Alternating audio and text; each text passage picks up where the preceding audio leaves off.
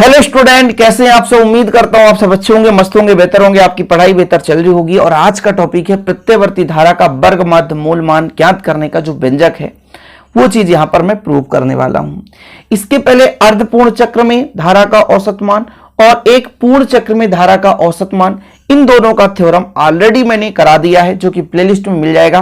और आज के इस लेक्चर में प्यारे बच्चों 2023 बोर्ड एग्जाम किसी भी बोर्ड से हो आप, एमपी, यूपी, सीजी, बिहार, जहां से भी होंगे, राजस्थान, झारखंड, सभी के लिए हेल्पफुल होगा कि एक पूर्ण चक्र में धारा का वर्ग माध्य मूल मान क्या होता है। ठीक, चलिए सबसे पहले मैं यदि आपसे कहूं कि भाई साहब प्रत्यवर्ती धारा का समीकरण क्या होता है, तो सबको पता है प्रत्यवर्ती धारा का समीकरण, मैंने इसका निष्पत्ति भी कराया था।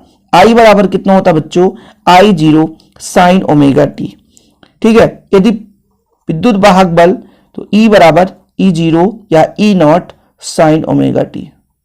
आप जीरो पढ़ो नॉट पढ़ो, मुझे क्या गम है ना, दर्शाने का एक रूल है। ठीक है ना। कुछ लोग कहते हैं सर आप गलत पढ़ रहे हो, नॉट ही पढ़ना चाहिए। अरे मैं जीरो भी पढ़ूंगा तो क्या करोगे भाई, लिखने में कोई गलती नहीं करना, बस समझ रहे हो। समझने की तरीका है, उसी चीज को हम अपने भाषा में कुछ और बोल रहे हैं, आप अपने भाषा में कुछ और बोल रहे हो, समझ रहे हो। चलिए अब ये जो धारा का मान है ये किस प्रकार से चलता है बच्चों, तो यदि मैं आपको पिछले लेक्चर में यदि कराया थोड़ा बहुत आपको याद हो, तो ये जो धारा है वो सुरंग और गर्त के रूप में चलता है कुछ इस प्रकार से। ये सुरंग, फिर गर्त, फिर ये सुरंग, है ना, और फिर ये आपका गर्त, कुछ इस प्रकार से धारा चलती है सुरंग और गर्त के रूप में।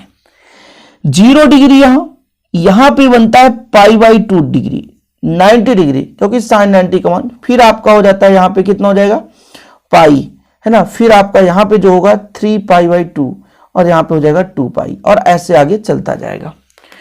ये जो 90 डिग्री है, जब थीटा का मान होता है ना 90 डिग्री, तो आई बराबर अधिकतम आता है जिसे आई जीरो कहते हैं, इसे शिखर मान कहा जाता है।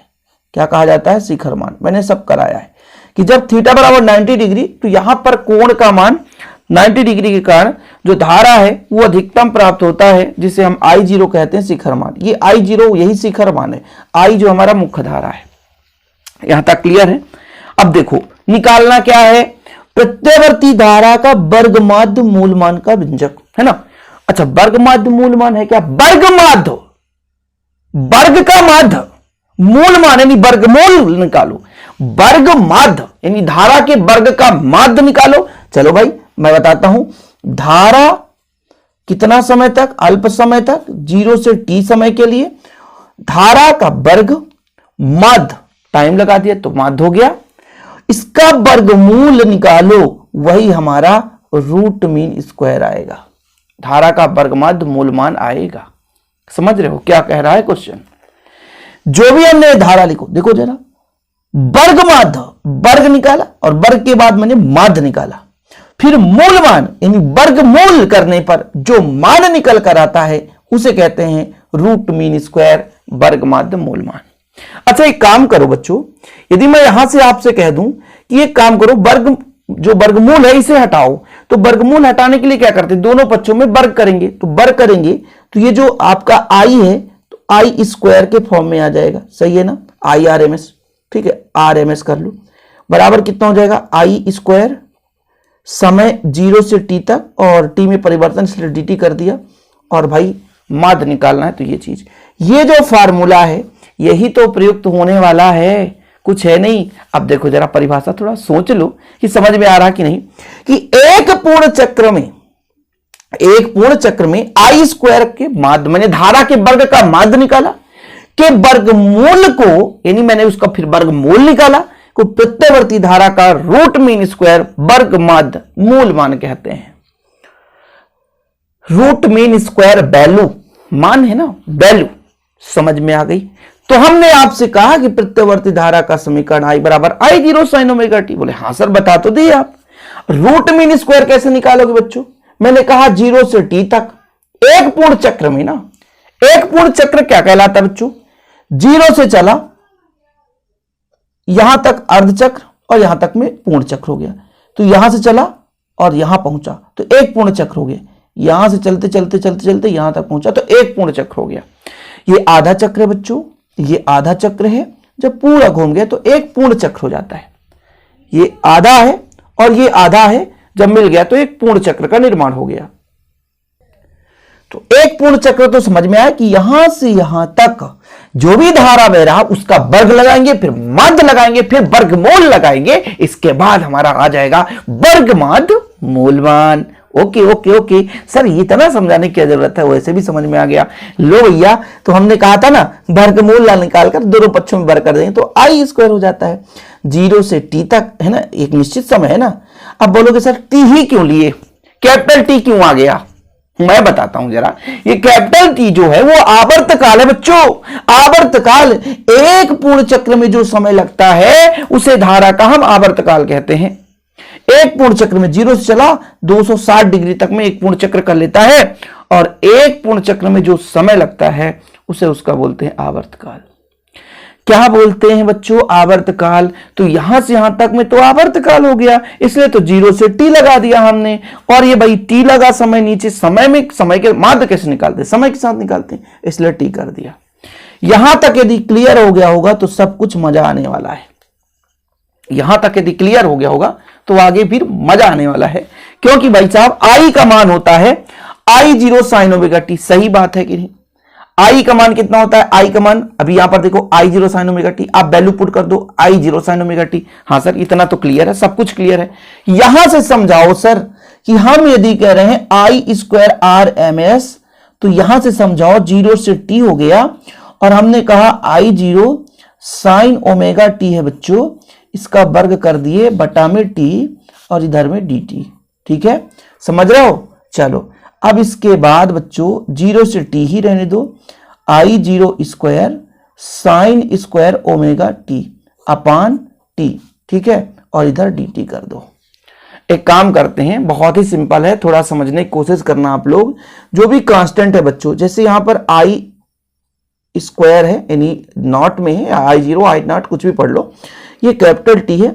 बचेगा कितना? 0 से t ही समाकलन चल रहा है, साइन स्क्वायर। अच्छा, समाकलन क्यों कर रहे हैं सर? समाकलन नहीं करेंगे, समाकलन इसलिए कर रहे हैं क्योंकि हम एक निश्चित सीमा तक के लिए निकाल रहे हैं। अल्प के लिए तो हम डायरेक्ट समय धारा ले लेते हैं, लेकिन हम एक निश्चित लिमिट लेकर रखे हैं कि 0 से t, मतलब एक पूर्ण चक्र में 0 से t समय तक के लिए जो भी हम धारा का वर्ग कर रहे हैं। अब यहां से दिक्कत हो रही है, साइन स्क्वायर का समाकलन तो हो नहीं रहा।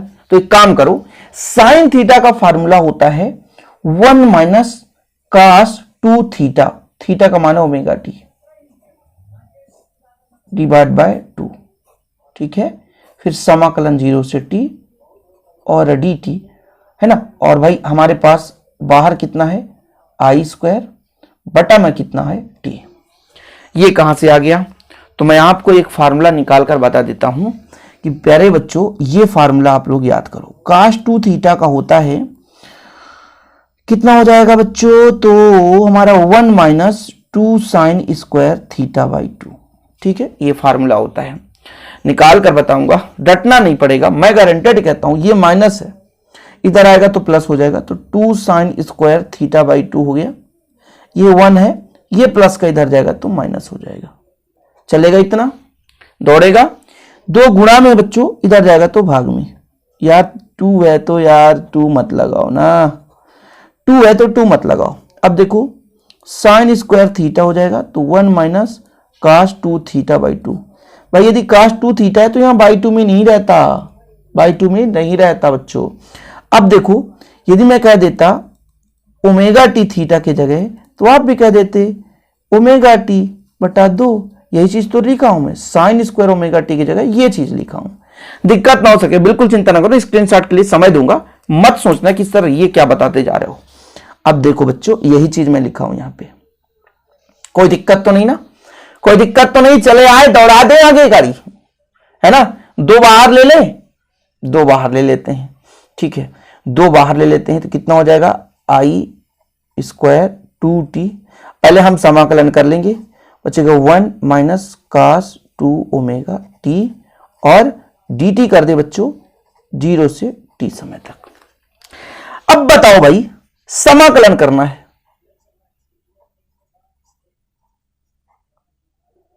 समाकलन करना है। एक का समाकलन किसी के सापेक्ष x के सापेक्ष करोगे x आएगा, t के सापेक्ष करोगे t आएगा, y के सापेक्ष करोगे तो y आएगा, कोई रोक टोक नहीं है। ठीक है। कास का समाकलन साइन होता है सीधा सा। अरे रुको जरा, अरे सर ये तो t के सापेक्ष t का 2 ओमेगा, अरे समाकलन में नीचे ले जाओ 0 से t। अवकलन जब होता है तो कांस्टेंट सामने आता है, थोड़ा समझने की कोशिश करना बच्चों। जब अवकलन होता है तो कांस्टेंट क्या होता है, मैं पूरा स्टेप बाय स्टेप समझा रहा हूं, लिखने को भी समय दूंगा, बिल्कुल चिंता ना करिए आप। और यहां पर कास थीटा का समाकलन साइन थीटा होता है, बस 2 ओमेगा कांस्टेंट है तो नीचे ले आओ। अवकलन होता तो सामने आता, समाकलन है तो नीचे ले जाओ। यहां तक में कोई दिक्कत तो नहीं होनी चाहिए और इतना भी समझ में आ जानी चाहिए। अब हम रखते हैं t बराबर होता है 2 पाई अपान ओमेगा। क्या होता है 2 पाई अपान ओमेगा, हर जगह रखो ना, मैं रखूंगा आई स्क्वायर। यहां पर मेरे बच्चों कितना हो जाएगा 2 पाई अपान ओमेगा, और यहां t है तो t रहने दो, साइन 2 पाई t अपान 2 ओमेगा, और 0 से ये t के जगह 2 पाई अपान ओमेगा। यहां से लोचा होता है, अच्छों की ना यहां पे धजिया उड़ जाती है, लोगों को समझ में नहीं आता कि क्या पढ़ रहे हैं।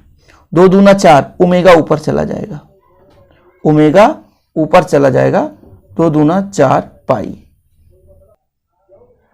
अब क्या करोगे, अपर लिमिट रखो, पहले ऊपर वाले को रखो, जिसे t की जगह 2 पाई अपान ओमेगा करोगे।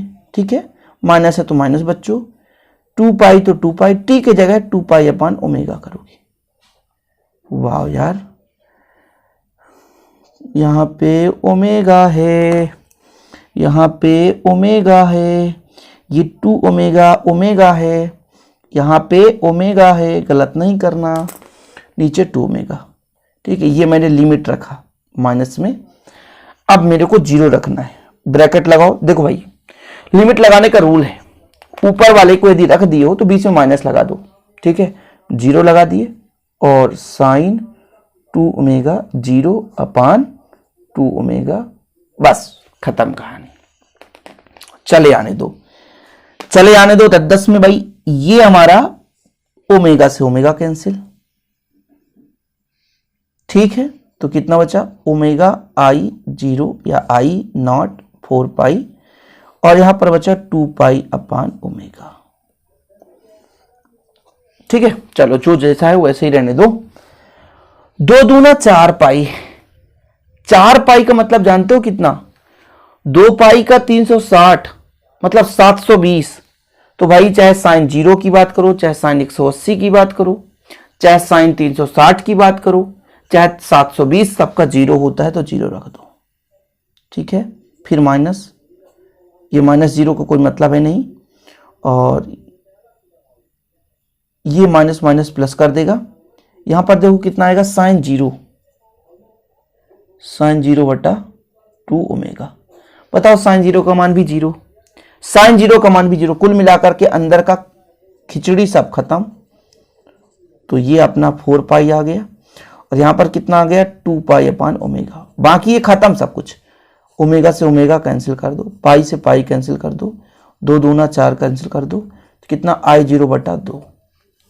देखो भाई काट पीट कुछ नहीं है यार, थोड़ा समझ, आई आर एम एस इसका वर्ग था, इधर आया आई 0 स्क्वायर बटा 2, वर्ग है ना, इधर वर्गमूल लगाओगे, आई आर एम एस तो निकालना है तुझे, तो ये लो बच्चा, यानी कितना निकल कर आ जाएगा, ये आई 0 आ जाएगा क्योंकि वर्ग से वर्गमूल कैंसिल, और √2। इसको आगे भी हल कर सकते हो, √2 ऊपर गुणा और √2 नीचे, पर में ही कर दो, तो कितना आ जाएगा आई 0, √2 का मान 1.404 है ना, और 2 ये हो जाएगा, यानी 0.707 आई 0, ये आ गया मान, धारा का मान इतना लंबा चौड़ा। ठीक है, खत्म कहानी, व्यंजक कंप्लीट हो गया। यार बड़ा लंबा चौड़ा हो गया सर, सब कुछ मैंने कराया, कोई दिक्कत नहीं, स्क्रीनशॉट ले लोगे फटाफट। देखो मान रखा मैंने, ठीक है, मान रख दिया। चलो चलो हमसे इकरार करो ना प्रभु जी, हमसे दीद। ये देखो वैल्यू मैंने पूरा कर दिया, स्क्रीनशॉट ले लो आप लोग, जहां पे समझ में नहीं आए। अब देखो t बराबर 2 पाई अपान ओमेगा है ना, t बराबर 2 पाई अपान ओमेगा, तो आप लोग रख सकते हो टी की जगह 2 पाई अपान ओमेगा, 2 पाई अपान ओमेगा। ठीक है, यहाँ तक क्लियर है, सब कुछ सेम चल रहा है ना। 2 पाई अपान ओमेगा, फिर हमने लिमिट रख दिया, लिमिट रखने के बाद वैल्यू पुट कर दिया और ये हमारा ओमेगा से ओमेगा कट गया, कुल मिला के सब कुछ ठीक है। स्क्रीनशॉट ले लो आप लोग, जो मैंने समझाया वही चीज़ यहाँ पर है।